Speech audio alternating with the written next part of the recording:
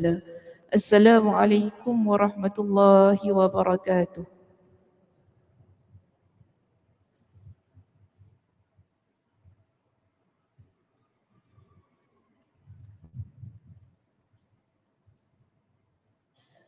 Okay, apa khabar semua, sihat hari ni?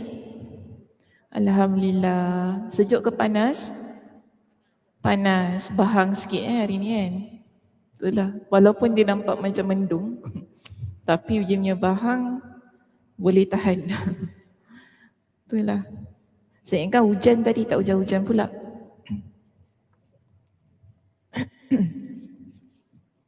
Dah habis raya dah? Nak jalan raya lepas ni? Oh, patutlah lawa. Pergi Muhammad Isa. Muhammad Isa jemput satu ni ke? Satu masjid ke? Masya Allah. Ya kan Muhammad Isa jemput satu masjid. Boleh saya announce lepas ni semua pergi rumah Muhammad Isa. Masya Allah. Oh, bawa sendiri. Terkejut Mak Isa ya, tiba-tiba ramai yang datang rumah aku. Tak terlayan lah. Satu kuliah datang kan, Masya Allah. Oh, semalam rumah Cik Jam. Oh, hari ni rumah Mak Isa. Masya Allah. Tak apalah. Yang wajib-wajib je pergi. Okey, baik. Hari ni muka surat berapa kita? Masih muka surat yang sama ya? 623, poin nombor berapa? Poin nombor 4. Betul? Okey, betul. Pendek je poin kita pagi ni.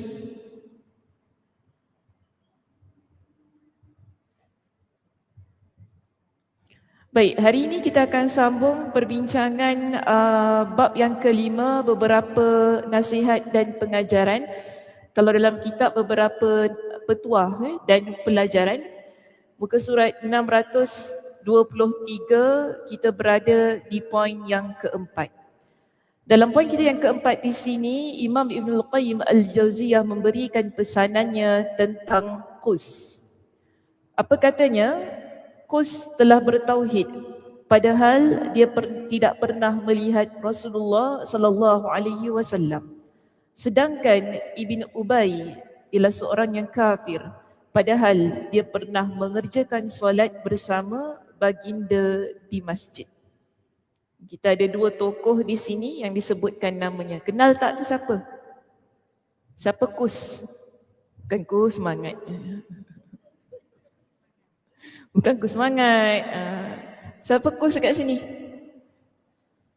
Okey, lihat muka surat 622, di situ ada nota kaki kan? Nombor berapa tu? Nota kaki nombor, saya tak nampak. Nota kaki nombor 13. Diberikan kepada kita tentang nama lengkapnya. Nama lengkap Qus ini ialah Qus bin Sa'idah Al-Iyadi. Qus bin Sa'idah, sin alif dia bukan Sa'idah tapi Sa'idah. Qus bin Sa'idah Al-Iyadi. Ibn Kathir menyebutkan sedikit kisahnya di dalam Al-Bidayah wan Nihayah. Biografinya juga dapat anda lihat dalam kitab Dalailun Nubuwah karya Al-Baihaqi dan juga karya Ibn Hajar Al-Asqalani dalam kitabnya Al-Isabah. Adapun bagi anda yang ingin memperluas wawasan tentang kritik terhadap riwayat dari Qus ini, merujuklah pada muqaddimah hadis Qus bin Sa'idah. Letak situ halaman 52 hingga 58 di dalam Rawaithut Turath dan Fawaid Hadithiyah, halaman 101 hingga 106 karya Ibnul Qayyim. Okay, tapi riwayatnya palsu.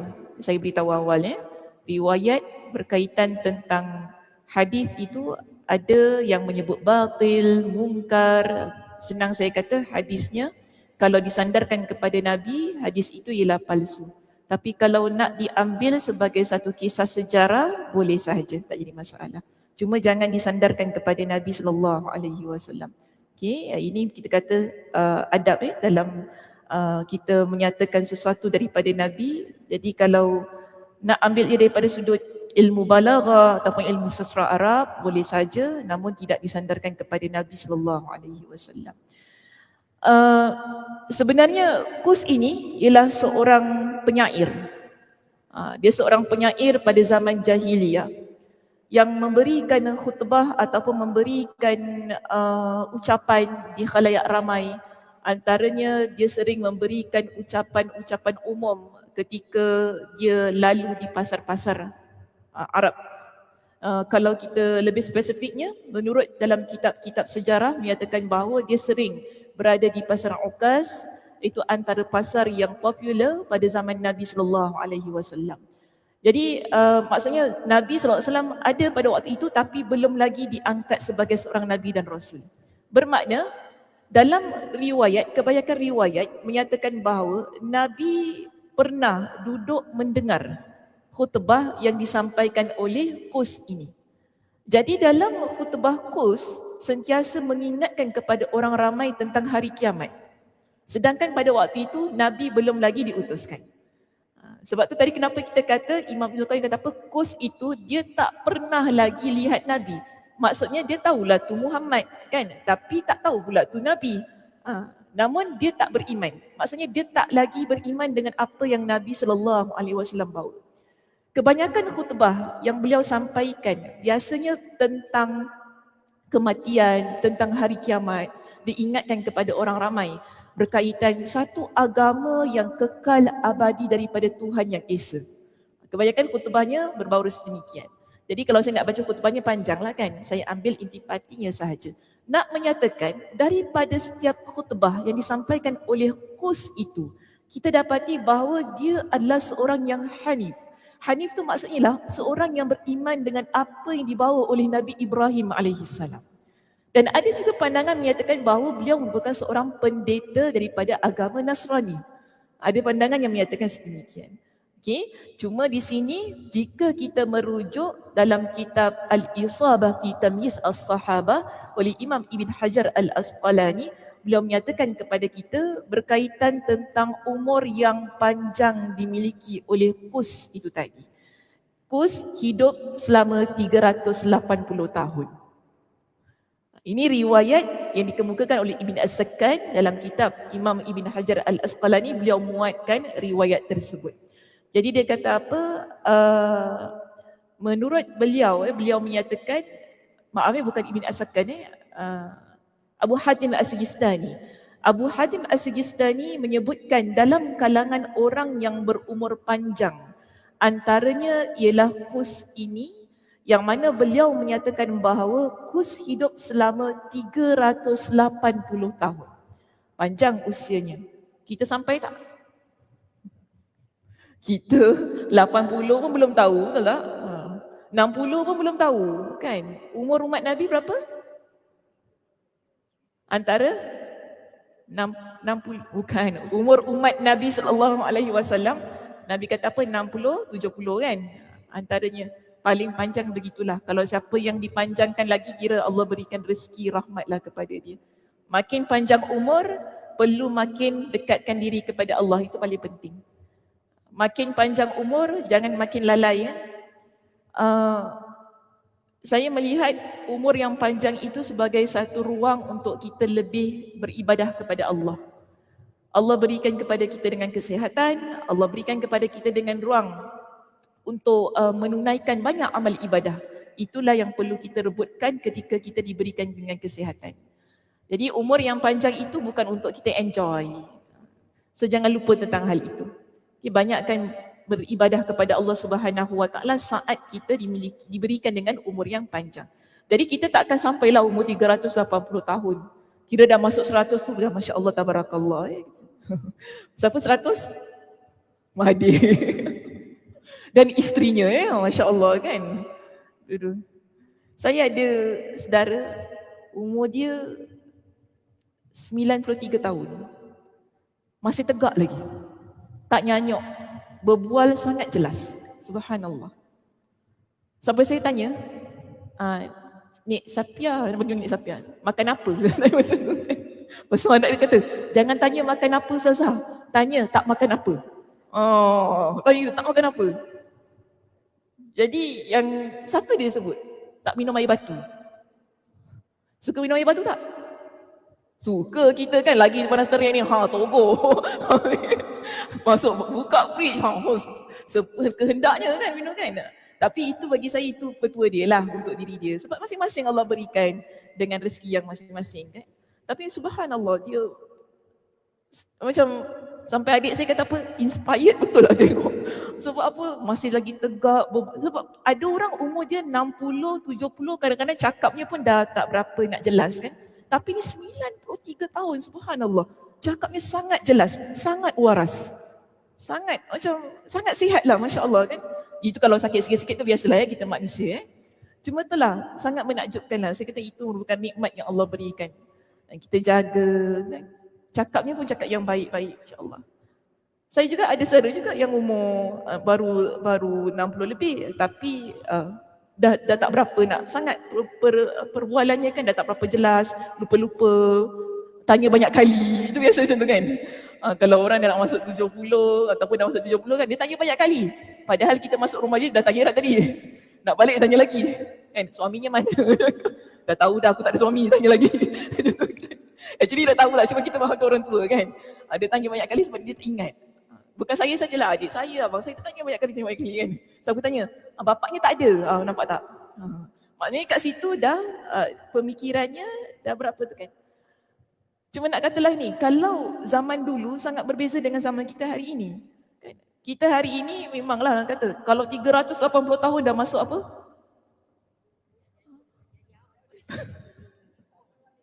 Tanam balik, janganlah. Mati hidup balik kata-kata. Subhanallah. Tapi itulah yang ada pada Qus. Yang ada pada Qus ni kan, Qus bin Sa'idah. Dia hidup 380 tahun dalam keadaan yang mana waktu itu Nabi juga masih hidup dan Nabi masih kanak-kanak.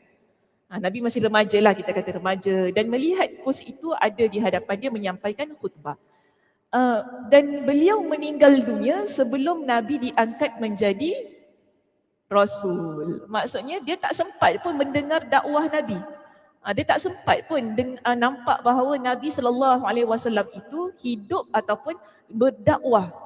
Namun antara khutbah yang beliau sampaikan, dan dalam kitab ini menyatakan ini merupakan khutbah Qus yang terakhir. Dia kata bahawa begini, dalam khutbahnya itu dia sebutkan, Lau 'alal ardi dinun afdala min dinin qad azallakum zamana. Dia kata sekiranya di bumi ini ada satu agama yang lebih baik daripada agama kamu sekarang. Maksudnya dalam konteks Qus itu, agama yang adalah agama menyembah berhala. Tetapi dalam khutbahnya yang terakhir dia kata apa, sekiranya ada agama nanti yang datang lebih baik daripada agama kalian hari ini, maka dia kata sesungguhnya agama itu telah menaungi kamu pada zamannya dan telah sampai waktunya. Dan dia kata apa, maka berbahagialah sesiapa yang sempat menemuinya. Maksudnya berbahagialah sesiapa yang sempat menemui Nabi SAW. Dan berbahagialah sesiapa yang mengikutinya. Dan khutbah itu diakhiri dengan satu kata-kata, apa dia kata, dan celakalah sesiapa yang menentangnya. Ini kata-kata Qus dalam khutbahnya yang terakhir. Nak tunjukkan kepada kita, walaupun dalam keadaan yang dia tak lagi dihadapkan dengan dakwah, dia tak lagi mendengar bahawa Nabi itu mengaku bahawa dirinya ialah seorang Nabi. Tetapi pada waktu itu, dalam setiap khutbahnya, membuktikan kepada kita dirinya ialah seorang yang beriman kepada Allah. Kerana dia mengingatkan kepada orang ramai berkaitan tentang kemunculan seorang Nabi. Dia ingatkan kepada orang ramai tentang hari kiamat, tentang agama yang bakal tiba. Agama yang akan mengubah agama yang ada pada waktu itu, iaitu agama menyembah berhala. Ini merupakan sesuatu yang menakjubkan yang ada pada Qus. Tak pernah melihat Nabi tapi jiwanya adalah insan yang beriman kepada Allah Subhanahu Wa Taala. Maka sebab itu Imam Ibn Hajar menyenaraikan beliau sebagai seseorang yang dimasukkan dalam kategori insan-insan yang mungkinlah seorang sahabat Nabi. Dia nampak Nabi tapi Nabi pada waktu itu belum lagi diangkat sebagai seorang Nabi dan Rasul. Dan ketika Nabi diangkat sebagai seorang Nabi dan Rasul, dia sudah meninggal dunia. Berbeza dengan Abu Talib kan. Apa beza Abu Talib? Abu Talib tu siapa? Pakcik Nabi. Beriman ke tidak? Sempat jumpa Nabi tak? Sempat. Sempat tak melihat Nabi naik sebagai seorang Nabi? Sempat. Tapi dia tak beriman. Sampai ke akhir hayatnya, walaupun Nabi pujuk, Nabi ingatkan kepada dia tentang Allah, namun akhirnya dia tetap memilih untuk tetap beragama dengan agama berhalanya. Agama yang dipegang oleh nenek moyang. Kita nampak di situ dua keadaan yang sangat berbeza.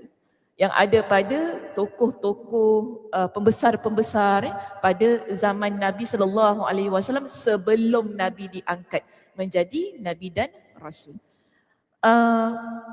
Dan dalam kitab kita itu disebut lagi seorang kan? Siapa? Ubay. Ibn Ubay. Siapa Ibn Ubay? Tadi kita ada Qus.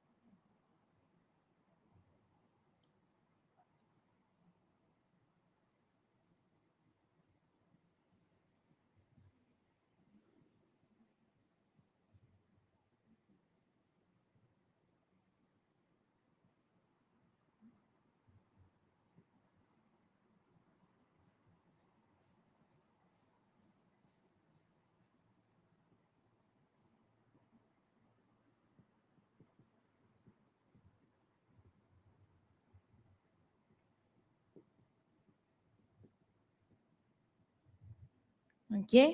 Mana tadi saya ambil maklumat ini? Ingat? Kitab apa? Dalam kitab Al-Isabah fi Tamyiz As-Sahabah.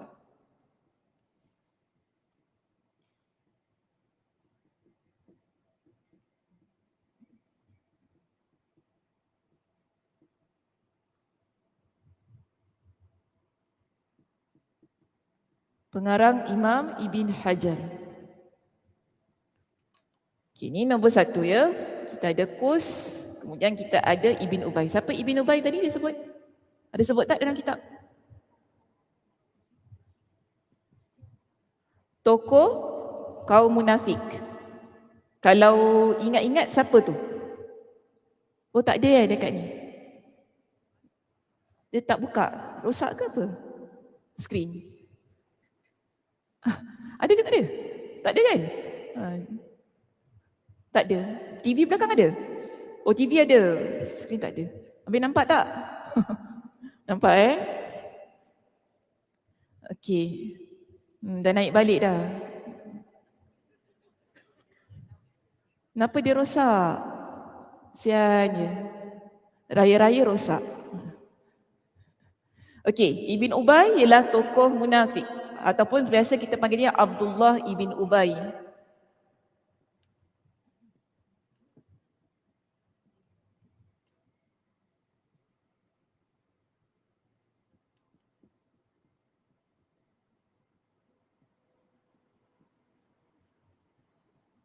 Dia beriman tak kepada Nabi? Beriman tak kepada Allah? Beriman, sebab tu dia solat. Dia munafik lah kan? Dia beriman. Apa? Jangan runtuh kat sini. Bangun kalau apa-apa jadi. Jangan duduk je, tawakallah pada Allah. Janganlah mati jahit tak kena tempat tu. Apa? Turun balik. Main cak-cak pula hari ni. Tak apalah. Tak apalah, dia nak bergurau dalam kuliah saya hari ni. Okay, jadi dia beriman kepada Allah. Abdullah bin Ubay ni beriman kepada Allah, beriman kepada apa yang Nabi bawa. Asalnya tak beriman. Tapi apabila dia melihat Nabi SAW memiliki pengaruh, kan, dia pun berimanlah supaya dia pun dapat pengaruh sekali. Siapa Abdullah bin Ubay ni? Kalau ingat-ingat ni siapa? Sebelum Nabi sampai dia siapa? Nak kena buka buku sejarah ni. Sebelum Nabi sampai di Madinah ataupun Yathrib kan, Siapa dia? Ketua? Ketua kaum Khazraj. Maknanya mereka sebenarnya ada perancangan untuk mengangkat dia sebagai ketua di Madinah. Jadi apabila Madinah ni dia banyak sangat persengketaan pada waktu itu. Sebelum Nabi sampai, kaum Aus gaduh dengan kaum Khazraj, kemudian ada pula daripada rakyat di kalangan Yahudi kan, dekat situ kan Yahudi Madinah kan. Jadi sering banyak sangat pertelingkahan, banyak sangat pergaduhan. Bila banyak sangat pertelingkahan dan pergaduhan, mereka sebenarnya inginkan perdamaian. Maka mereka bertemu dengan Nabi SAW pada waktu itu di Makkah. Sebahagian daripada kaum Khazraj dan sebahagian daripada kaum Aus. Mereka bertemu dengan Nabi SAW di Makkah. Dan pada waktu itu, bila mereka mendengar dakwah yang dibawa oleh Nabi, mereka dapati bahawa dakwah itu boleh menyatukan kaum Aus dan Khazraj di Madinah, lalu berimanlah mereka kepada Allah Subhanahu Wa Taala. Dan akhirnya bila kita nampak mereka pun menjemput, itu yang Nabi datang ke Madinah, ke Yathrib dan membentuk kerajaan Islam Madinah. Dan alhamdulillah sampai sekarang Madinah tu menjadi tempat yang sangat damai. Kan? Kita kalau balik daripada Madinah tu kan rasanya macam mana? Nak datang lagi kan? Mekah dan Madinah berbeza. Mekah tu sangat chaos. Kita pergi Mekah tu, ya Allah, sakit kepala kan, betul tak? Ya Allah, penuh orang, ramai orang, ada orang menjerit macam tu kan. Dia sangatlah huru-hara tu. Datang, bagi saya kalau pergi Mekah tu umrah je lah. Pergi umrah, buat amal ibadah itu kan. Dah tu duduk dekat dalam Masjidil Haram, i'tikaf tu nak lama pun tak berapa sangat lah. Itu untuk saya lah kan, sebab tak berapa selesa. Tapi kalau Madinah tu sangat selesa, sangat tenang, sangat damai. Ini keberkatan yang dibawa oleh Nabi SAW. Sedangkan Mekah tu tempat lahir Nabi. Betul tak? Tapi bila Nabi SAW datang ke Madinah, Madinah yang asalnya sebuah tempat yang banyak sangat peperangan, banyak sangat pergaduhan antara Aus dan Khazraj, Yahudi di situ kan, akhirnya semuanya berdamai. Tapi Abdullah bin Ubay ni, dia tak puas hatilah. Jealous, dengki kan. Patut aku yang naik ni, jadi pemimpin dekat Madinah ni, dekat Yathrib. Datangnya Muhammad pula yang diangkat menjadi ketua, pemimpin. Kalau nak kata apa kat situ? Presiden kan? Ketua pemimpin kan dekat dalam Madinah tu kan, dia tak puas hati. Mula-mula dia tak memeluk agama Islam. Tapi peperangan pertama apa dalam Islam? Peperangan Badar. Apabila tentera muslimin berjaya dalam peperangan Badar, semua orang mula melihat Nabi SAW. Semua orang mula melihat agama Islam sebagai agama yang sangat gah, sebagai agama yang membawa kemenangan. Sebab belum lagi orang boleh menentang Quraisy Makkah. Namun tiba-tiba apabila Nabi SAW dengan golongan tenteranya yang sangat sedikit mampu memerangi dan mampu mengalahkan musyrikin Makkah, pada waktu itu semua mata tertumpu kepada Nabi SAW dan melihat pengaruhnya yang sangat besar. Maka dalam keadaan yang sedemikian, Abdullah bin Ubay bin Salul ini dia mengambil kesempatan mengajak semua followers dia untuk beriman kepada Allah, dan akhirnya berimanlah mereka kepada Allah. Namun beriman hanya pada zahir, bukan pada batinnya. Mereka beriman kepada Allah, mereka beriman kepada apa yang Nabi bawa hanya pada zahir sahaja. Tetapi mereka ini sangat jahat, sangat licik. Diketuai oleh Abdullah bin Ubay. Selalu mereka buat banyak perkara-perkara yang menyusahkan masyarakat Islam, menyusahkan Nabi SAW dalam peperangan, ketika keluar berjihad, banyak perkara yang mereka lakukan sehingga menyusahkan Nabi SAW. Dan mereka kadang-kadang berkomplot dengan musyrikin Makkah untuk menumpaskan kerajaan Islam Madinah. Ini diketuai oleh Abdullah ibn Ubay. Abdullah ibn Ubay antaranya ialah orang yang telah merosakkan strategi peperangan Uhud. Orang yang telah merosakkan ketenteraan yang telah disusun oleh Nabi SAW. Asalnya ikut Nabi dalam peperangan. Kita bayangkan, dalam peperangan Uhud, Quraisy 3,000. Kemudian tentera muslimin 1,000. Abdullah bin Ubay dalam ketika pertengahan jalan itu, dia menarik diri. Dia bukan menarik diri sendirian, tetapi dia bawa bersama dengan followersnya seramai 300 orang. Ramai ke sedikit? Ramai. 1,000 tolak 300 tinggal berapa? Nak lawan 3,000 orang. Macam mana? Akhirnya rosaklah strategi peperangan Nabi SAW. Kenapa dia buat gitu? Dia kata apa? Sebab Nabi tak dengar cakap aku. Inilah kadang-kadang kalau kerja, orang tak dengar, bos tak dengar cakap kita kan, kita menyampah kan. Dah sudahlah, tak nak join lah. Lantaklah korang, pandai-pandai lah begitu kan. Kita rasa left out. Contoh lah. Kita rasa terpinggir. Dia rasa macam itulah kan. Dia rasa dia terpinggir. Nabi tak nak dengar cakap dia. Nabi dengar cakap orang lain, dengar cakap sahabat lain. Akhirnya dia ajak 300 orang followers dia keluar daripada tentera. Tinggallah Nabi pada waktu itu bersama dengan baki tentera ini nak buat apa? Akhirnya Nabi terpaksa menukar lagi strategi peperangan. Kan susah pada waktu itu. Masalahnya sikit lagi nak sampai dekat Uhud tu. Kita dah dalam pertengahan jalan ni. Kalau masa dekat Madinah tu cakap nak keluar okey lagi, betul tak? Sekarang dah tengah-tengah perjalanan ni, sikit lagi nak sampai. Dan masa tu musyrikin Makkah pun sudah dalam perjalanan. Dah dapat berita bahawa musyrikin Makkah dah nak sampai dah waktu tu. Akhirnya Nabi SAW pun kata tak apa. Ramai antaranya di kalangan para sahabat, antaranya Umar kata, kita bunuh je orang-orang munafik ni. Tapi Nabi kata apa? Hendakkah kalian mendengar fitnah yang menyatakan bahawa Muhammad membunuh saudaranya sendiri? Sebab apa? Mereka ini mengaku beriman kepada Allah. Kalau Nabi bunuh Abdullah bin Ubay ni, akan keluarlah banyak kenyataan, banyak statement, dengan orang sendiri pun dia bunuh.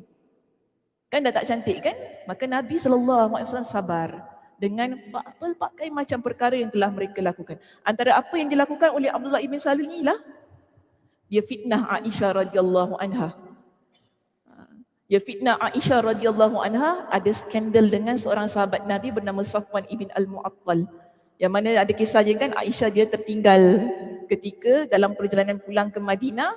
Kemudian Safwan jumpa dia di pertengahan jalan, bawa pulang. Ubay ni, Abdullah ni, dia nampak baliknya berdua kan. Dia kata, sesuatu sangat. Macam itulah ayat dia kan. Sesuatu sangat ni berdua ni kan. Akhirnya disebarkan berita Aisyah ada hubungan yang tak baik dengan Safwan. Sampai ke telinga Nabi SAW.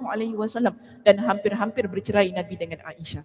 Namun Allah Subhanahu Wa Taala membersihkan nama baik Aisyah. Allah turunkan surah An-Nur membersihkan nama baik Aisyah, membela Aisyah radhiyallahu anha. Ini kisah-kisah lah yang mana kita kata bagaimana seseorang tokoh ataupun seorang manusia mengaku beriman kepada Allah, mengaku beriman kepada Rasulullah dan salat di belakang Nabi SAW, tapi akhirnya dia tak masuk syurga. Yang ini masuk syurga, yang tak pernah jumpa dengan Nabi SAW. Ini keadaan ni, sebab tu keimanan kita ni kepada Allah adalah sesuatu nikmat yang Allah berikan. Kepercayaan kita kepada keesaan Allah, kepercayaan kita kepada apa yang dibawa oleh Nabi SAW adalah anugerah, nikmat yang Allah berikan kepada kita. Allah berikan kepada kita semua ni dengan hidayah. Tetapi Allah belum tentu berikan kepada kita dengan hidayah taufik. Kan kita pernah bincang kan, hidayah taufik itu bagaimana? Iaitu satu kesedaran untuk beramal dengan hidayah tersebut. Dan satu perkara lagi yang perlu kita faham, di sinilah menunjukkan bahawa hidayah tu bukan milik Nabi. Hidayah bukan milik kita ni manusia. Tetapi hidayah ialah milik Allah Subhanahu Wa Taala. Sebab itu dalam Al-Quran Allah Subhanahu Wa Taala ingatkan kepada Nabi SAW berkaitan hidayah tersebut. Allah kata kepada Nabi dalam surah dalam surah Al-Qasas ayat yang ke-56, Allah ingatkan kepada Nabi, innaka la tahdi man ahbabta walakinnallaha yahdi man yasha. Sesungguhnya Muhammad, engkau tidak mampu memberi hidayah petunjuk kepada sesiapa yang engkau kasihi supaya dia menerima Islam. Tetapi Allah jualah, walakinnallaha yahdi man yasha wa huwa a'lamu bil muhtadin. Allah kata apa? Tetapi Allah jualah yang berkuasa memberi hidayah petunjuk kepada sesiapa yang dikehendakinya menurut undang-undang peraturan Allah, dan dialah jua yang lebih mengetahui akan orang-orang yang ada persediaan untuk mendapat hidayah petunjuk kepada memeluk Islam. Ayat ini turun kerana Nabi sedih Abu Talib tak jadi orang Islam. Dia sedih kan? Sedangkan kita kata Abu Talib tu non-Muslim yang sangat baik kan? Yelah, dia baik dengan Nabi, dia sokong Nabi, dakwah Nabi, dia beri support.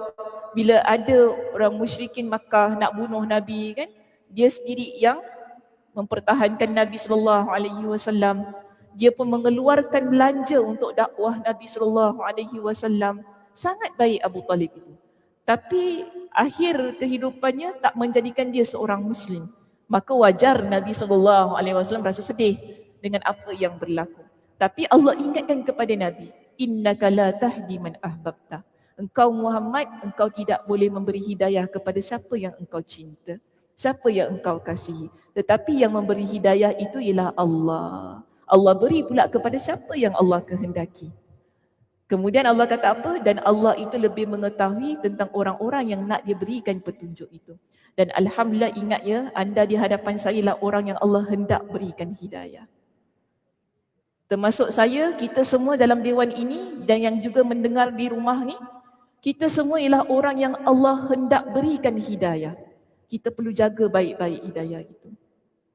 Sebab kadang-kadang ada yang tak nak terima hidayah tu, walaupun Allah beri.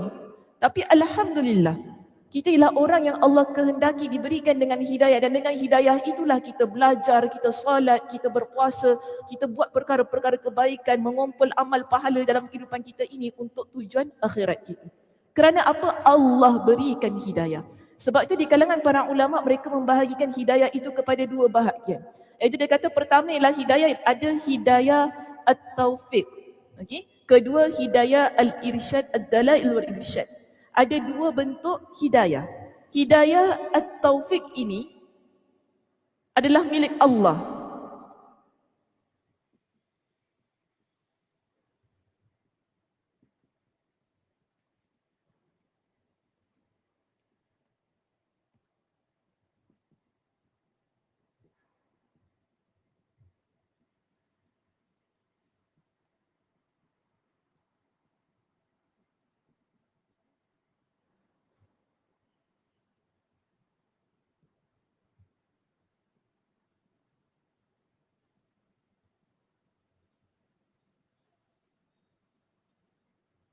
Dan bila kita kata Allah beri kepada siapa yang dikehendaki, bermaksud Allah berikan kepada dia juga dengan taufik. Dia ada hidayah dan dia boleh melaksanakan hidayah itu. Dia tahu tentang hukum hakam dan dia mampu untuk melaksanakan hukum hakam itu. Ini kita kata sesuatu yang Allah berikan kepada hamba yang terpilih. Sebab tu siapa yang Allah nak berikan hidayah, tak ada satu pun yang boleh menyesatkannya. Tapi kalau Allah nak sesatkannya, pasti ada pelbagai macam cara yang akan menjadikan orang itu sesat. Sebab tu kita kena banyak minta kepada Allah, Allahumma inni as'alukal huda wat-tuqa wal-afafa wal-ghina. Minta pada Allah hari-hari, ya Allah berikanlah kepada saya dengan hidayah, berikan kepada saya dengan ketakwaan, berikan kepada saya dengan kesucian diri, dan berikan kepada saya dengan rasa ghina. Ghina tu maksud cukup. Kita rasa cukup dengan apa yang kita ada. Kita kaya, kita ada duit, Alhamdulillah kita rasa cukup dengan apa yang kita ada. 4 perkara yang menjadi doa Nabi SAW. Tapi Nabi letak di depan apa? Al-Huda. Kerana dengan Al-Huda itulah yang menjadikan kita insan yang bertakwa kepada Allah. Dengan Al-Huda, dengan hidayah itulah yang membentuk diri kita menjadi orang yang menjaga kesucian diri kita. Dan dengan hidayah itulah menjadikan kita insan yang rasa cukup pada setiap apa yang kita miliki. Okey, Allahumma inni as'alukal huda.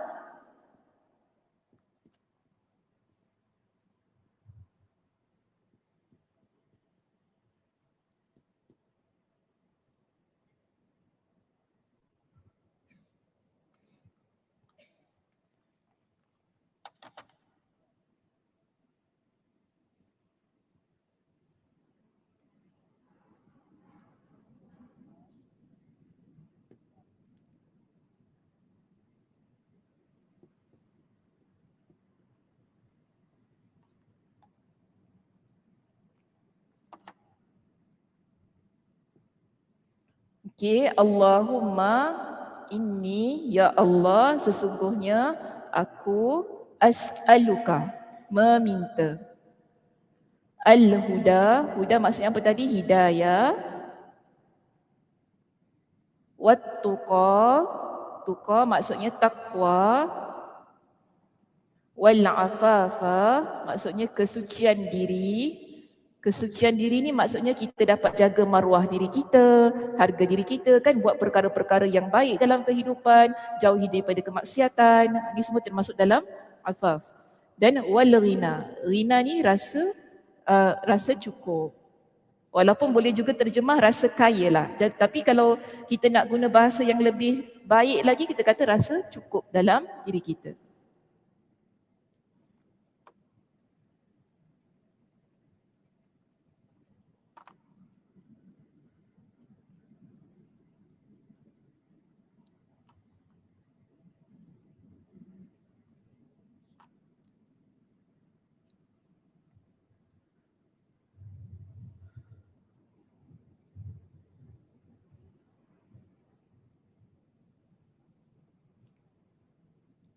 Okey, hadis riwayat Imam Muslim.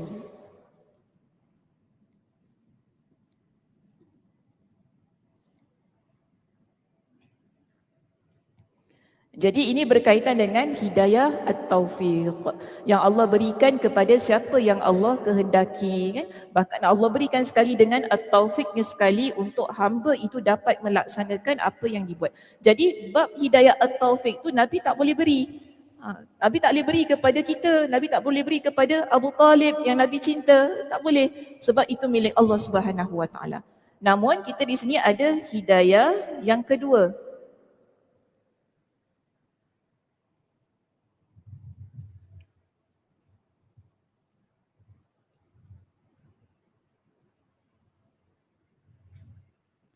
Di sini dipanggil sebagai hidayah ad-dilalah wal irsyad.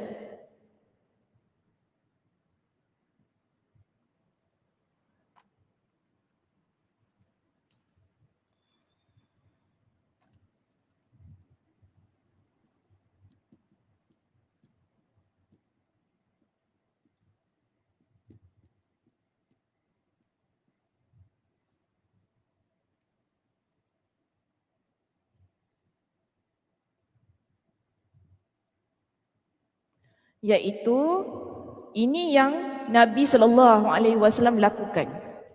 Nabi ajak kita untuk beriman kepada Allah.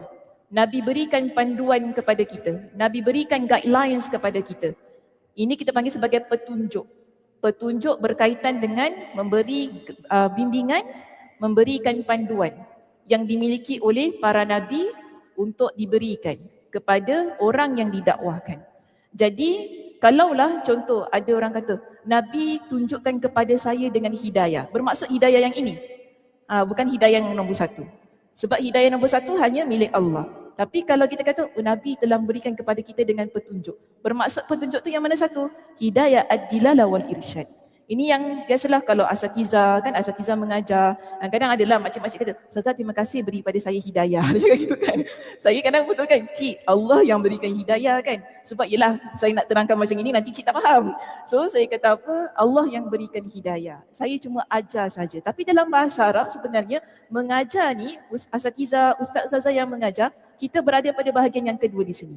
Kita berikan panduan, bimbingan kepada masyarakat, bermaksud kita berikan petunjuk. Namun nak buat tak nak buat itu terpulang. Kita tidak ada kuasa untuk suruh paksa orang buat. Jadi kalau kita dah cakap, mulut kita dah berbuih tadi, cokok, tapi orang masih lagi buat kan. Dah, jangan rasa hampa lah sebab itu bukan tugas kita. Tugas kita ialah menyampaikan. Itu juga yang Allah Subhanahu Wa Taala ingatkan kepada Nabi sallallahu alaihi wasallam. Allah kata jangan sedih Muhammad. Tugas kamu ialah menyampaikan. Selebihnya orang nak buat tak nak buat, ikut tak nak ikut, itu ialah pilihan masing-masing. Jadi sebab tu di sini hidayah ad-dilalah wal irsyad ialah sesuatu yang ada pada para nabi kan.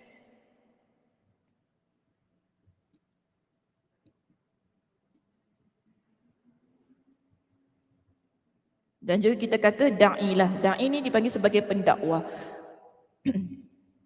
So kita kena bezakan lah nombor 1 dan nombor 2. Maka yang nombor 1 hanya milik mutlak Allah Subhanahu Wa Taala. Yang kedua, Allah berikan kepada para nabi, para ulama dan juga mereka yang berdakwah di jalan Allah Subhanahu Wa Taala untuk membimbing, untuk memberikan petunjuk kepada orang ramai berkaitan agama, berkaitan hal-hal ataupun hukum hakam yang terdapat dalam syariat. Sebab itu dalam Al-Quran dalam surah Asy-Syura, Allah Subhanahu Wa Taala ingatkan kepada Nabi, wa innaka latahdi ila siratim mustaqimin siratillah. Dan sesungguhnya engkau Muhammad benar-benar memberi hidayah kepada jalan yang lurus, iaitu jalan Allah.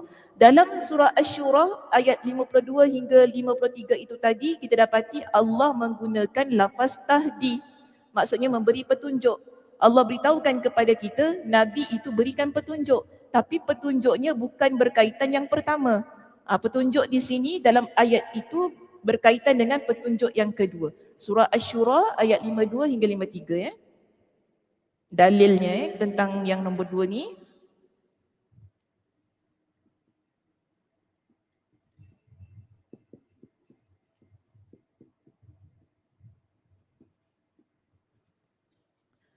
Dan ada juga peringatan Allah kepada Nabi yang mana terdapat dalam surah Ar-Ra'd ayat yang ke-7. Allah kata, innama anta munzir wa likulli qaumin hadin. Sesungguhnya engkau Muhammad hanyalah seorang pemberi peringatan dan bagi tiap-tiap kaum ada orang yang memberi hidayah. Di sini bermaksud hidayah yang kedua. Di surah Ar-Ra'd ayat yang ke-7. Jadi maksud di situ jelaslah kepada kita ada dua perkara berkaitan tentang hidayah yang perlu kita fahami. Satu ialah milik Allah semata-mata yang Allah berikan kepada sesiapa yang Allah kehendaki. Manakala yang kedua Allah berikan kepada para nabi, para rasul, orang-orang yang berdakwah, para ulama kan, yang mana mereka itu memberikan petunjuk hidayah kepada orang ramai. Namun masih lagi untuk kita ingatkan, kita hanya menyampaikan, yang selebihnya itu ialah pilihan masing-masing. Samalah juga macam kita sebagai ibu kan, kita mak ni kita beritahu pada anak kita mana betul mana salah. Tapi kadang-kadang anak tak ikut. Muka sedih kat Siti, tak ikut. Macam pasrah je, tak ikut lah. Kan, berbuih kan mulut kita cakap kan, jangan itu, jangan ini, beri peringatan, beritahu mana betul mana salah. Masih lagi buat, ya Allah ya Tuhan. Kadang-kadang rasa macam jantung nak terputus. Tapi nak buat macam mana? Itulah pilihan anak-anak kita. Kan kita pun tak boleh nak paksa anak-anak tu kan ikut ataupun dengar cakap kita. Yang penting kita menyampaikan. Itu je nasihat saya. Sebagai ibu kita jangan putus asa untuk sentiasa doa yang baik-baik buat anak-anak kan. Sentiasa menasihatkan. Biar kadang-kadang anak kata mak ni bising lah. Kan? Mak ni bising lah. Tak cuma popek. Ya Allah. Hai. Boleh tak senyap sikit? Anak kita marah kita macam tu kan. Tak apalah, walaupun kita kecil hati. Bukan cakap tak kecil hati. Mak mana tak kecil hati kalau anak cakap gitu? Mesti kecil hati. Kan, jangan tipu. Mesti kecil hati kan. Kalau anak kita cakap kita bising lah, popek lah, banyak mulut lah, membebel, kita mesti kecil hati. Ada perasaan yang begitu. Tapi yang penting jangan putus asa. Itu je nasihat saya. Jangan putus asa untuk menyampaikan kebaikan kepada anak-anak. Sebab kita, anak-anak ni amanah yang Allah berikan kepada kita. Selama kita hidup, tanggungjawab amanah mendidik anak itu, walaupun kita kata anak tu dah kahwin, kita ada cucu 15 lah orang cakap tu kan. Anak-anak yang masih hidup di bawah jagaan kita dan kita masih hidup, kita kata inilah amanah yang Allah berikan yang perlu kita jaga, yang perlu kita ingatkan. Ayat mak saya selalu macam ini. Selagi mak masih hidup, mak cakap. Biasa kan, dan saya rasa itu pun ayat ibu-ibu semualah yang ada di hadapan saya. Selagi mak masih hidup, mak cakap. Nanti kalau mak dah tak ada, siapa nak cakap? Macam tu kan ayatnya kan. Maknanya, dekat situ kita belajar bahawa kita ada tanggungjawab untuk membetulkan mana yang salah, untuk beritahu anak-anak bahawa mana yang patut dia buat, mana yang patut dia tak buat. Kita ada rasa tanggungjawab begitu menyampaikan. Tapi biasalah yang akhirnya anak nak buat ke tak nak buat, kita serahkan sajalah pada Allah Subhanahu Wa Taala. Yang penting jalankan tanggungjawab, amanahkan sebagai ibu yang mendidik anak-anak itu. Jangan biarkan anak-anak kita ya. Jangan selalu biasa ayat yang saya dengar, alah ustazah anak dah besar-besar, pandailah dia fikir sendiri. Tak boleh cakap gitu. Kadang-kadang makin tua makin tak boleh fikir. Kasar tak ayat tu? Betul, makin tua makin tak boleh fikir. Dia macam ada something block. blockage. Ada something block dekat dia punya mind tu kan. Dia tak boleh nampak tu. Makin kita cakap, makin tak nampak. Kadang-kadang begitu. Jadi jangan kita gunakan satu statement, tak apalah, dah besar, pandai-pandailah, anak dia pun dah besar, dia pun dah ada cucu. Kadang anak kita dah ada cucu, kita dah jadi apa? Nenek. Tak. Kalau anak kita ada cucu, kita jadi apa? Yang. Apa nyoyang? Moyang. Okay lah. Nyot. Buyut ke nyoyang? Apa bersebut ni? Oh, orang Jawa panggil yut. Habis yang moyang? Orang Melayu. Oh gitu. Betul? Great grandmother. Oh, guna English lagi senang. Lagi glamour. Call me grandma. Okay, macam tu. Okey lah. So itulah yang kita nak katakan. Ada dua bentuk hidayah yang di sini sebenarnya terkandung pada poin kita yang keempat yang cuba sebenarnya disampaikan oleh Imam Ibnul Qayyim kepada kita. Ini perkara yang sangat penting lah yang mana saya rasa kita semua perlu faham berkaitan tentang hal itu. Sebab itu dalam surah Al-Baqarah juga Allah Subhanahu Wa Taala ada ingatkan berkaitan tentang hidayah tersebut yang mana kita tak wajib untuk menjadikan orang ramai ikut apa yang kita sampaikan. Ataupun anak-anak yang dengar tu tak perlu pun sebenarnya nak buat apa, kita tak boleh paksalah. Allah kata dalam surah Al-Baqarah ayat 272. Laisa 'alaika hudahum walakinnallaha yahdi man yasha. Sekali lagi Allah ingatkan. Tidaklah engkau diwajibkan wahai Muhammad menjadikan mereka mendapat petunjuk kerana kewajipanmu hanya menyampaikan petunjuk. Kewajipan kita hanya menyampaikan. Okey, selebihnya orang nak buat, nak amalkan, nak ikut itu ialah atas kehendak Allah. Yang kita sebutkan yang pertama tadi at-taufiq. Allah kata apa lagi? Walakinnallaha yahdi man yasha, kerana akan tetapi Allah jualah yang memberi petunjuk dengan memberi taufik kepada sesiapa yang dikehendakinya menurut peraturan-peraturannya. Dia lebih kurang sama dengan surah Al-Qasas tadi ayatnya. Cuma kalau kita rujuk dalam surah Al-Qasas, ia lebih konteks ayatnya lebih merujuk kepada peristiwa Abu Talib yang meninggal dunia. Tapi kalau konteks ini dia lebih umum. Okay, surah Al-Baqarah ayat 272. Yang mana Allah ingatkan kita tak wajib buat orang itu beriman kepada Allah. Tapi tugas kita hanya menyampaikan apa yang kita tahu, apa yang diamanahkan kepada kita untuk sampaikan, itu sahaja. Seterusnya dalam surah Yunus juga Allah Subhanahu Wa Taala ada menyebutkan perkara yang sama. Contohnya pada ayat yang ke-99 Allah berfirman dengan maksudnya, kalau Tuhanmu menghendaki pasti semua manusia beriman. Allah kalau hendak kita semua beriman, kita akan pasti jadi orang yang beriman. Tapi itu bukan kehendak Allah. Dan kita pun tak boleh nak paksa Allah, ya Allah jadikanlah semua orang beriman kat dunia ni. Tak boleh begitu. Kan kehendak Allah, Allah buat apa yang Allah kehendaki. Dan yang penting sekarang kita jadi orang yang beriman. Itu yang paling penting. Kita alhamdulillah jadi insan yang beriman, Allah berikan kepada kita dengan hidayah, Allah berikan kepada kita dengan taufik, kita dapat berada di atas jalan Allah untuk mengamalkan setiap sesuatu yang diperintahkan kepada kita dan menjauhi segala sesuatu yang dilarang untuk kita buat. Alhamdulillah. Itu yang perlu kita syukuri dan jaga sebaik-baiknya. Dan kena ingat hati kita ini dia berbolak-balik kan? Kenapa? Berbolak-balik tu kenapa?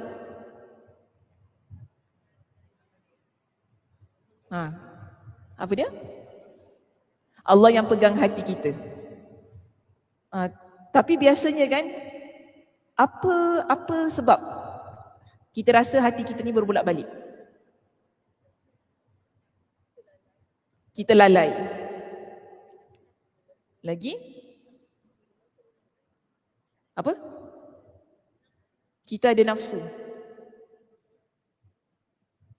Maaf saya tanya gini kalau sensitif pernah tak rasa kalau tak jadi orang beriman kan bagus? Pernah rasa gitu? Sebab rasa jadi orang tak beriman ni boleh buat benda, semua benda boleh buat. Kan tak payah pakai tudung, tak payah itu, tak payah ini kan. Relax je orang tu jalan tu kan. Dengan suara pendek, suara katok tu kan. Betul kan tengok relax je ya Allah macam tu kan. Aku dia tutup lituk pada pandang peluh-peluh. Peluh tu menitik kat dalam ni kan. Orang tak nampak kan peluh kita kan. Kita tengok ada orang jalan dengan suara katok gitu. Ya Allah. Heran kita Kalau aku jadi dia bagus juga Kadang-kadang fikir gitulah. Saya lah fikir gitu kan. Bukan, jangan cakap orang lain lah, saya fikir, kalau aku jadi dia bagus juga tak boleh sakinah, kita orang beriman. Kita patah balik kan. Tak boleh sakinah, kita orang beriman. Orang beriman ni kena taat pada Allah SWT. Susah macam mana pun nak masuk syurga kan, itu kan keadaannya. Kita fikir sedemikian. Tapi itu yang menjadikan kita berbolak balik sebenarnya kadang-kadang jiwa kita. Kerana kita nampak sesuatu yang berbeza daripada kita. Kadang-kadang begitulah keadaannya. Senang tengok orang tu tak payah solat kan. Dia nak buat apa yang suka, gitu keadaannya. Hatinya sedemikian. Itu yang menjadi kerisauan Nabi SAW. Sebab tu Nabi SAW ajar kita dengan doa apa? Ya muqallibal qulub tsabbit qalbi ala dinik. Doa ini bukan semata-mata supaya kita tetap di atas jalan Allah, melaksanakan perintah Allah. Tapi doa itu sebenarnya ialah minta Allah sentiasa berikan kepada kita dengan hidayah. Bila kita ada hidayah dan taufik tersebut, kita akan tetap jiwanya di atas jalan Allah walaupun ada pelbagai macam perkara yang mungkin disogokkan dalam pemikiran kita ini untuk meninggalkan agama ataupun meragui apa yang terdapat dalam agama kita. Sebab tu Anas, bila dia cerita tentang doa ini, Anas dia kata begini, bila para sahabat mereka banyak mendengar Nabi doa dengan doa itu tadi. Apa tadi? Sekali lagi kita baca sama-sama doanya. Ya muqallibal qulub tsabbit qalbi ala dinik. Ulang sekali lagi. Ya muqallibal qulub tsabbit qalbi ala dinik. Jadi doa ini antara doa yang paling banyak dibaca oleh Nabi SAW. Dalam hadis yang diriwayatkan oleh Imam At-Tirmidzi dengan sanad yang sahih. Anas radhiyallahu an, dia kata, maaf, dalam hadis riwayat Imam Ibn Majah dulu Dalam hadis yang diriwayatkan oleh Imam Ibn Majah dengan sanad yang sahih, Anas kata, kana Rasulullah sallallahu alaihi wasallam yuktharu ayyaqula. Rasulullah sallallahu alaihi wasallam memperbanyakkan mengucapkan ya Allah tadi doanya, Allahumma tsabbit qalbi ala dinik. Ya Allah, teguhkanlah hatiku di atas agamamu. Faqala rajulun. Jadi ada seorang lelaki ni dia tanya dengan Nabi sallallahu alaihi wasallam dengan satu soalan. Ya Rasulullah, takhafu alaina wa qad amanna bika wa saddaqnaka bima ji'ta bih. Soalannya bermaksud, wahai Rasulullah, adakah engkau khawatir tentang kami? Maksudnya tentang keimanan kami. Sedangkan kami amanna. Kami dah jadi orang yang beriman, wahai Rasulullah. Dan kami telah membenarkan apa yang engkau bawa kepada kami. Tapi kenapa engkau masih lagi memperbanyakkan doa tersebut? Supaya nak ajar kita lah, supaya mengajar kita ni tetap dalam agama Allah. Sedangkan kita dah beriman, kita percaya kepada apa yang engkau bawa. Kan ni soalan lelaki itu kepada Nabi SAW. Nabi SAW pun menjawab persoalan lelaki itu dengan satu sabdanya yang begini. Nabi kata, faqala innal quluba baina isba'aini min asabi'ir rahman. Nabi kata sesungguhnya hati itu di antara dua jari antara jari-jari Allah. Yang mana Nabi kata yuqallibuha wa asyara al-a'mash bi isba'ihi. Yang mana Allah membolak-balikkannya. Lalu perawi dalam hadis ini pun dia mengisyaratkan dengan dua jari. Bermaksud Nabi kata hati kita ni yang dah beriman kepada Allah, yang kita ni kita asyik kata kita percaya Allah itu Maha Esa, Allah itulah yang segala-galanya, Nabi SAW yang memberikan kepada kita ni dengan petunjuk, bimbingan dan sebagainya supaya kita jadi orang yang beriman, kita percaya kepada apa yang Nabi bawa, tapi hati kita belum tentu begitu sampai akhir hayat kita. Kerana apa? Hati kita ini berada pada dua jari antara jari-jari Allah ini yang Allah membolak-balikkan. Jangan bayangkan jari Allah dengan jari saya. Ini perumpamaannya sahaja untuk kita faham tentang hadis ini. Yang mana Allah sentiasa membolak-balikkan hati kita ni sebagai orang yang beriman. Beriman atau tidak, beriman atau tidak sampai akhir hayat kita. Sebab tu antara fitnah kita di akhir hayat semasa kita sakarat ialah tentang keimanan kita. Sebab itu apabila kita ni dihadapkan dengan orang yang sedang di akhir-akhir hujungnya, banyakkan mengajarkan dia dengan la ilaha illallah. Banyak baca tahlil tu, maksudnya la ilaha illallah. Banyak ingatkan dia pada Allah. Boleh jadi dalam keadaan itu kita kufur kepada Allah. Kerana jiwa kita yang berbolak-balik itu tadi. Ini pesan Nabi SAW kepada kita. Dan antara sebab mengapa Nabi banyak mengajarkan kepada kita dengan ya muqallibal qulub itu tadi. Supaya jiwa kita tetap mantap di atas jalan Allah. Dan Ummu Salamah dalam hadis yang diriwayatkan oleh Imam At-Tirmizi dengan sanad yang sahih juga pernah bertanya kepada Nabi dengan persoalan yang sama. Ummu Salamah dia kan kata bahawa ma aktharu du'ai Rasulillah sallallahu alaihi wasallam idza kana indaki, ada orang yang tanya kepada Nabi kepada Ummu Salamah. Antaranya perawi di sini bernama Syahar bin Hausyab. Syahar bin Hausyab ini dijumpa dengan Ummu Salamah personally. Okey, secara sendiri dia tanya kepada Ummu Salamah, wahai Ummu Salamah, apakah doa yang paling banyak Nabi baca ketika Nabi berada dalam rumah engkau? Maksudnya ketika Nabi ni kan ramai isterinya kan. Jadi antaranya ialah Ummu Salamah. Bila Nabi dalam rumah Ummu Salamah, Syahar ni dia tanya kepada Ummu Salamah, ketika Nabi duduk dalam rumah engkau tu apa doa yang paling banyak Nabi baca? Jadi Ummu Salamah kata apa? Kana aktharu du'aihi ya muqallibal qulub tsabbit qalbi ala dinik. Jadi antara doa yang paling banyak Nabi baca itu ialah ya muqallibal qulub tsabbit qalbi ala dinik. Dan dia pun kata kepada Syahar, aku pernah tanya kepada Nabi SAW. Faqultu ya Rasulullah ma aktharu du'aaka ya muqallibal qulubi tsabbit qalbi ala dinik. Wahai Rasulullah, kenapa doa yang paling banyak engkau baca ialah doa tadi? Nabi pun kata begini, ya Umma Salamah, innahu laisa adamiyun illa wa qalbuhu baina usbu'aini min asabi'illah. Wahai Ummu Salamah, tidaklah, Nabi kata, sesungguhnya tidak ada seseorang pun melainkan hatinya berada antara dua jari antara jari-jari Allah. Maksudnya kita semua, tak ada orang pun yang terkecuali, Muslim ataupun bukan Muslim. Hati kita semua ialah berada pada tangan Allah Subhanahu Wa Taala. Dan Nabi jelaskan lagi satu statement yang membuatkan mengapa kita perlu banyak baca doa ini. Faman syaa'a aqama wa man syaa'a azagha. Siapa yang Allah hendak hatinya itu lurus, maka akan luruslah. Siapa yang hendak hatinya bengkok ataupun terpesong, maka akan terpesonglah hatinya. Namun apa yang membuatkan hati kita masih lagi tetap di atas jalan agama ini? Kerana permintaan kita pada Allah Muslimat. Kita minta pada Allah agar hati kita sentiasa berada pada jalan yang lurus. Siratal mustaqim. Kita doakan hari-hari dalam salat kita, ihdinas siratal mustaqim. Ya Allah, tunjukkanlah kepada kami dengan jalan yang lurus. Doa yang setiap hari kita minta tanpa henti kepada Allah. Agar hati kita yang selalu berbolak-balik ini tidak dibolak-balikkan pada satu jalan yang cenderung kepada kesesatan. Kita ingin sampai akhir hayat kita, Allah tetapkan hati itu berada pada satu jalan yang Allah redha. Jalan agamanya itu jalan agama Islam. Dan kita mati di atas kalimat La ilaha illallah. Itu yang kita inginkan dalam kehidupan kita sebagai seorang yang beriman kepada Allah sampai akhir hayat kita. Sebab itu ketika Mu'adz ibn Jabal dia dengar tentang hadis ini, dia doa sebagaimana yang Allah firmankan dalam Al-Quran, Rabbana la tuzigh qulubana ba'da idh hadaitana.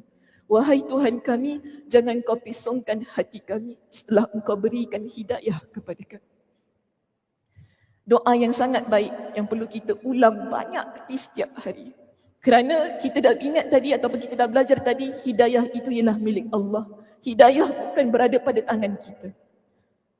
Hidayah berada pada Allah Subhanahu Wa Taala dan Allah berikan kepada siapa yang dikehendaki. Yang ada pada kita hari ini adalah petunjuk, bimbingan dan panduan sahaja. Kita buat ataupun tak buat itu berada di tangan Allah. Dan kita minta, ya Allah, kita nak berada di atas agama ini. Kenapa? Sebab kita bukan nak saja jadi muslimah yang semata-mata tahu dengan apa yang kita tahu tentang agama. Tapi kita nak jadi seorang muslimah yang sentiasa mengamalkan apa yang kita tahu. Bukan semata-mata, oh saya tahulah solat tu wajib, saya tahu puasa wajib, saya tahu tutup aurat tu wajib. Tak payah cakap dengan saya. Mungkin ada orang yang begitu, kita tahu. Ramai orang tahu muslimat, tetapi kita nak jadi insan yang tahu dan juga insan yang mengamalkan setiap apa yang kita ketahui. Namun yang penting juga di sinilah bagaimana kita boleh dapat amalkan kerana hidayah daripada Allah. Ingat, Qus itu tadi, dia jadi insan yang diredai Allah walaupun dia tak pernah bertemu dengan Nabi sallallahu alaihi wasallam. Ada orang yang bertemu dengan Nabi sallallahu alaihi wasallam, tapi pertemuannya dengan Nabi tak menjadikan dia insan yang masuk syurga Allah. Kita umat Nabi sallallahu alaihi wasallam yang dijaminkan dengan syurga Allah sebenarnya. Dan kita ingin jaminan itu kekal dengan kita muslimat. Yang menjaminkan kita masuk syurga bukan semata-mata tentang hidayah itu tadi. Tapi bagaimana kita mengekalkan kita sentiasa berada di atas jalan keimanan, bertauhidkan Allah Subhanahu wa taala dalam setiap perkara yang kita lakukan dalam kehidupan. Itu yang menjadikan kita insan yang sentiasa diredai oleh Allah Subhanahu wa taala dalam apa jua keadaan kehidupan kita ini. Dia bukan semata-mata sebab saya dah tahu tentang sabda Nabi, saya dah tahu tentang Nabi, saya kenal Nabi, tapi berapa ramai orang yang kenal Nabi, berapa ramai orang yang hafal Al-Quran, berapa ramai orang yang hafal hadis. Namun semua itu tidak menjaminkan diri mereka sebagai insan yang diredai oleh Allah Subhanahu wa taala. Kita ingin jadi insan yang berilmu, menjadi insan yang beramal, menjadi insan yang sentiasa thabit qalb. Maknanya hatinya sentiasa tetap di atas agama. Sehingga itulah yang menjadikan kita insan-insan yang dipertemukan dalam syurga Allah Subhanahu wa taala insya-Allah. Itu saja perbincangan kita untuk pagi ini. Mudah-mudahan Allah Subhanahu wa taala merahmati kita, memberikan kepada kita dengan hidayahnya, memberikan kepada kita dengan kekuatan untuk beramal soleh dengan sebaik-baiknya pada setiap apa yang telah kita pelajari dan kita imani. Baik, di sini ada sedikit permintaan daripada jemaah kita untuk kita membacakan Al-Fatihah dan doa untuk saudaranya yang sedang sakit dan mendapatkan rawatan di Hospital Changi, Singapura, iaitu buat Hajah Raidah, saya harap betul sebutan saya, buat Hajah Raidah binti Haji Suwarno dan Katno bin Nangin. Kita doakan kedua mereka Allah Subhanahu wa taala berikan kepada mereka dengan syifa, kesembuhan yang sebaik-baiknya. Allah Subhanahu wa taala memberikan kepada mereka dengan kekuatan dan kesabaran berhadapan dengan setiap sakit yang Allah Subhanahu wa taala anugerahkan. Begitu juga buat ahli keluarga kedua-duanya, moga Allah Subhanahu wa taala juga memberikan kesabaran ketika berhadapan dengan ujian di atas kesakitan-kesakitan yang dihadapi oleh ahli keluarga. Boleh juga untuk diri masing-masing dan ahli keluarga masing-masing diniatkan ala hazihin niyah al-Fatihah. A'udzubillahi minasyaitonirrajim. Bismillahirrahmanirrahim. Alhamdulillahi rabbil alamin arrahmanirrahim maliki yaumiddin. إياك نعبد وإياك نستعين اهدنا الصراط المستقيم صراط الذين أنعمت عليهم غير المغضوب عليهم ولا الضالين آمين. Okay, baik muslimat, itu saja saya tutup dengan tasbih kafarah. Subhanakallahumma wa bihamdika asyhadu an la ilaha illa anta astaghfiruka wa atubu ilaik. Assalamualaikum warahmatullahi wabarakatuh.